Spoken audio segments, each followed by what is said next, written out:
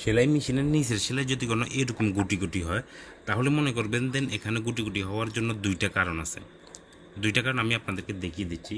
প্রথম কারণ হচ্ছে নিচের সেলাই যদি কোনো গুটি গুটি হয়, উপরে যে টেনশন পাতিটা আছে এই সুতাটা টেনে টেনে দেখবেন এভাবে। তো যদি কোনো এটা লুজ থাকে তাহলে কিন্তু নিচের সেলাই গুটি গুটি হবে। তো এটা লুজ যদি থাকে তাহলে কী করবেন, আপনি এখানে একটু ফিটিং যেটা আছে এটা স্ক্রুপটা ঘুরিয়ে ঘুরিয়ে একটু টাইট করে দিতে হবে, ঠিক আছে, টাইট করে দিতে হবে।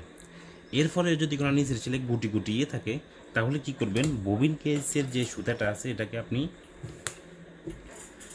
এভাবে টেনে দেখবেন, আর না হলে এটাকে ববিন কেসটা খুলে নেবেন, খুলে নিয়ে এভাবে টেনে দেখবেন, এটা টেনে দেখবেন।